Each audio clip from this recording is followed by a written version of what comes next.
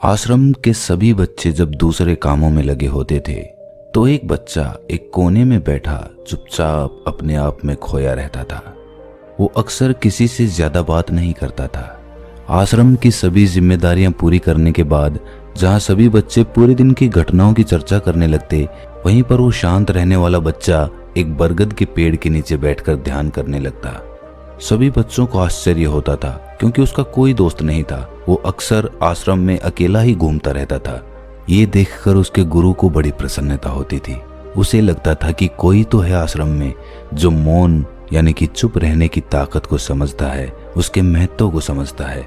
आश्रम के बारे में जब भी कोई जरूरी निर्णय लेना होता वो उसकी राय जरूर लिया करते थे, लेकिन यही बात गुरुजी के एक दूसरे शिष्य को बड़ी खटकती थी। वो गुरुजी का प्रिय शिष्य बनना चाहता था, इसीलिए वो गुरुजी के सामने दूसरे बच्चों के कामों में कुछ न कुछ कमियां निकालता रहता था, जिससे गुरुजी उसे महान समझने लग जाएं। अक्सर वो अपनी जिम्मेदारियां पूरी तरह से निभाने का दिखावा भी करता, चाहे उससे कोई सलाह ना भी मांगे, लेकिन फिर भी वो उन्हें अपनी सलाह देता रहता था। वो बहुत वाचाल शिष्य था और आश्रम के दूसरे सभी बच्चों में बहुत प्रसिद्ध भी था, क्योंकि वो सबसे हंसी मजाक करता रहता था, उनसे दिन भर बातें करता रहता था। इसीलिए उसकी सबसे दोस्ती हो गई थी। लेकिन जब आश्रम के गुरु उसकी राय न लेकर दूसरे बच्चे की राय लेते थे तो ये बात उसे बड़ी खटकती थी। उसे ये लगता था कि वो उस दूसरे बच्चे से ज्यादा बुद्धिमान है, लेकिन गुरुजी फिर भी उसकी तरफदारी करते हैं।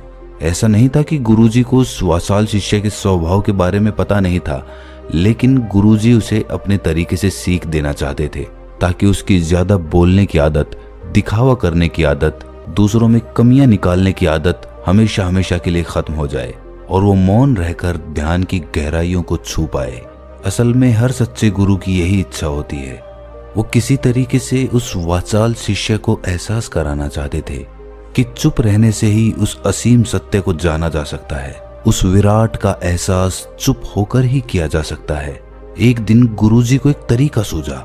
उन्होंने आश्रम के सभी बच्चों को अपने पास बुलाया और कहा कि मैं तुम सभी को दो दो हिस्सों में बांटकर अलग अलग गांव में भिक्षा मांगने के लिए भेज रहा हूं, और जो भी दो बच्चे सबसे ज्यादा भिक्षा मांग कर लाएंगे उन दोनों को आश्रम की सभी जिम्मेदारियां निभाने का मौका दिया जाएगा। अपनी बात जारी रखते हुए गुरुजी ने बताया कि भिक्षा मांगने से हमारा अहंकार खत्म होता है, इसीलिए हर शिष्य पूरे मन से भिक्षा मांगे। कोई भी इस काम को औपचारिकता में ना ले, वरना तो वो अपने जीवन का बहुत बड़ा ज्ञान खो देंगे। आश्रम के गुरुजी ने जानबूझकर वाचाल शिष्य और चुप रहने वाले शिष्य की जोड़ी बना दी। वाचाल शिष्य के मन में सिर्फ एक ही बात चल रही थी कि इस बार उसे मौका मिला है और इस बार वो गुरुजी को दिखा देगा कि वो चुप रहने वाले शिष्य से कितना ज्यादा प्रतिभावान है। दोनों शिष्यों ने आपस में अपनी सहमति से निर्णय लिया कि दोनों गांव के अलग अलग कोनों से भिक्षा मांगना शुरू करेंगे, ताकि भिक्षा मांगने का काम जल्दी खत्म किया जा सके। चुप रहने वाला शिष्य हर द्वार पर जाकर अपने हाथ जोड़कर अपना भिक्षा का पात्र उनके सामने कर देता। उसके चेहरे पर एक सादगी और उसकी आंखों में एक एकांत होता था, जिससे भिक्षा देने वाले उसे भिक्षा देकर अपने आप को अनुग्रहित समझते थे। वहीं पर दूसरा वाचाल शिष्य हर द्वार पर जाकर उनको कुछ न कुछ ज्ञान देने लगता था, जिससे ज्यादातर लोग उसे बिना भिक्षा दिए ही लौटा देते थे। पूरे गांव में भिक्षा मांगकर जब दोनों गांव के बीच में मिले तो वाचाल शिष्य ने देखा कि चुप रहने वाले शिष्य के पास उससे दुगनी भिक्षा थी।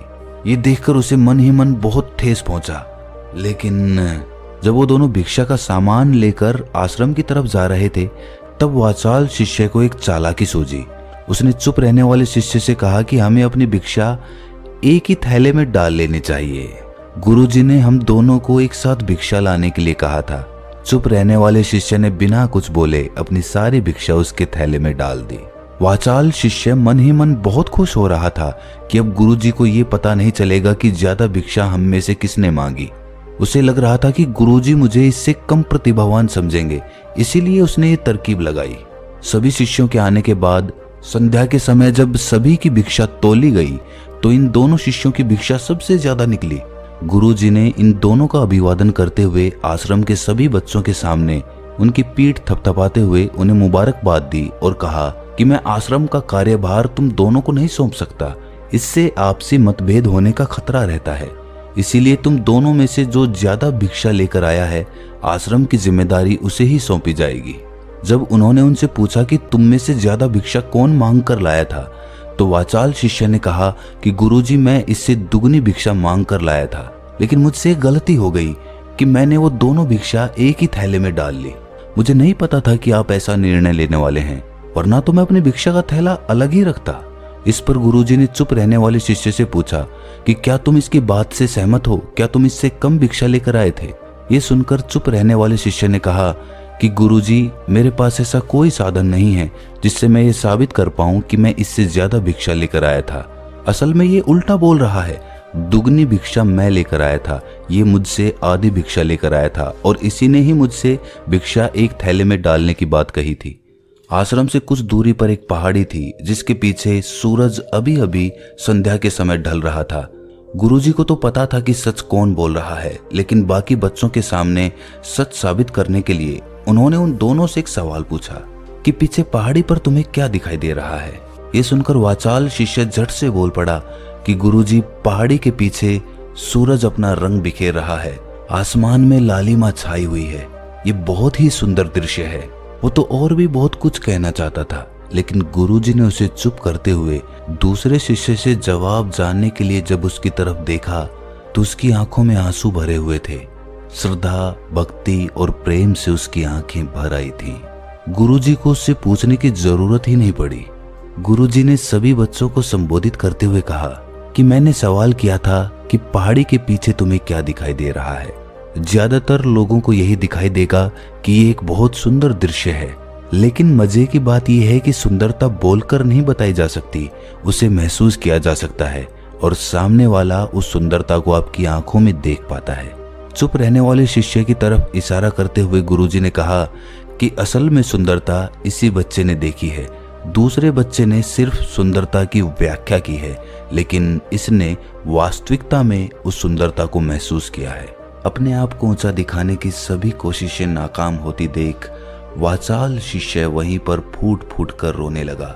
उसको चुप कराते हुए गुरुजी ने कहा कि बेटा, मुझे पहले से पता था कि तुम झूठ बोल रहे हो, लेकिन मैं तुम्हें उस झूठ का एहसास कराना चाहता था। सभी बच्चों को संबोधित करते हुए गुरुजी ने बताया कि शब्द जाल की तरह होते हैं। हमारे ज्यादा बोलने की वजह से बहुत सारी समस्याएं पैदा होती हैं। जब कोई आदमी एक बात को बढ़ा चढ़ाकर बोल देता है तो उसे सिद्ध करने के लिए वो शब्दों के जाल में फंसता चला जाता है और इसी वजह से अंतर्मुखी होने की बजाय वो बहिर्मुखी होता चला जाता है। वहीं पर जिस भी व्यक्ति को अपनी अंतर यात्रा करनी होती है उसे सबसे पहले चुप रहना सीखना होता है। जरूरत से ज्यादा बोलना या फिर हर वक्त बोलते ही रहना, ये सब हमारी अंतर यात्रा में बाधा बन जाती है। जब आप चुप रहने का अभ्यास करते हैं तो आप अपने साथ वक्त बिताने लगते हैं, जिससे कि आप अपने एकांत को जान पाते हैं। और एक बार अगर मन में एकांत स्थापित हो जाए तो आपकी आंखों में, आपके चेहरे पर वो सादगी, वो एकांत, वो स्पष्टता की झलक, सब कुछ सामने नजर आने लगता है। कुछ साबित करने को नहीं रह जाता, कुछ बताने को नहीं रह जाता, सब कुछ आंखों में देखा जा सकता है। चुप रहने वाले शिष्य की तरफ इशारा करते हुए गुरुजी ने कहा कि अभी जो दृश्य इस बच्चे ने देखा वो ज्यादा बोलने वाला आदमी कभी नहीं देख पाएगा। वो अपनी बुद्धि से तर्क वितर्क करता रहेगा कि उसे क्या क्या दिखाई दे रहा है, लेकिन उसमें से वो महसूस कुछ भी नहीं कर पाएगा। उसे दिखाई दे जाएंगे पहाड़, सूरज या फिर उसकी लालिमा, लेकिन उस सुंदरता को, उस विराट को, उस अद्वैत को वो कभी नहीं देख पाएगा। अगर चुप रहने की कला सीखनी है तो तुम्हें सबसे पहले एक बात ध्यान रखनी होगी कि तुम्हें किसी को भी प्रभावित करने की कोशिश नहीं करनी है। ज्यादातर लोग इसी वजह से ज्यादा बोलते हैं क्योंकि वो दूसरों को प्रभावित करना चाहते हैं, अपने आप को साबित करना चाहते हैं, और उस साबित करने के चक्कर में वो शब्दों के जाल में फंसते चले जाते हैं और धीरे धीरे वही उनकी आदत बन जाती है। अगर कोई व्यक्ति दूसरों को प्रभावित करना चाहता है तो वो कितने लोगों को प्रभावित कर पाएगा? उसकी ये भूख बढ़ती जाएगी और वो इस संसार में सभी को कभी भी प्रभावित नहीं कर पाएगा। इसीलिए ये समझने की बात होती है कि बहिर्मुखी होने की बजाय हम अंतर्मुखी होकर अपने आप को समझ सकते हैं। अपनी बातों को खत्म करते हुए गुरुजी ने अपना आखिरी संदेश दिया। उन्होंने बताया कि अगर कोई व्यक्ति ज्यादा समय तक चुप नहीं रह सकता तो उसे थोड़े समय से अभ्यास करना चाहिए, दृढ़ संकल्प लेकर किसी व्रत की भांति दिन में कुछ समय या फिर हफ्ते में कुछ समय या फिर एक दिन चुप रहने का अभ्यास जरूर किया जाना चाहिए। इससे हमारी चुप रहने की आदत धीरे धीरे खुद ब खुद पनपने लगती है, क्योंकि एक बार जब हम चुप रहने लगते हैं तो हमें चुप रहने का आनंद पता चल जाता है। उसके बाद हमें प्रयास नहीं करना पड़ता, बल्कि हमारा मन आनंद की तरफ अपने आप बढ़ता चला जाता है। चुप रहने की कला सीखने के बाद आपकी बुद्धिमानी और आपकी स्पष्टता दोनों में बहुत ज्यादा फायदा होगा। वास्तविकता में जिसे दर्शन कहते हैं वो मौन रहकर ही किया जा सकता है। इसके बाद सभी बच्चों से कुछ समय चुप रहने का संकल्प लेकर गुरुजी ने अपनी बात खत्म कर दी और सभी बच्चे रात्रि का भोजन करने के लिए एक साथ भोजन कक्ष में पहुंच गए। तो दोस्तों, कैसी लगी ये कहानी आपको कमेंट सेक्शन में जरूर बताना, और अच्छी लगी तो इस चैनल को सब्सक्राइब जरूर कर लेना। तो मिलते हैं किसी अगली कहानी में, तब तक के लिए अपना ख्याल रखें।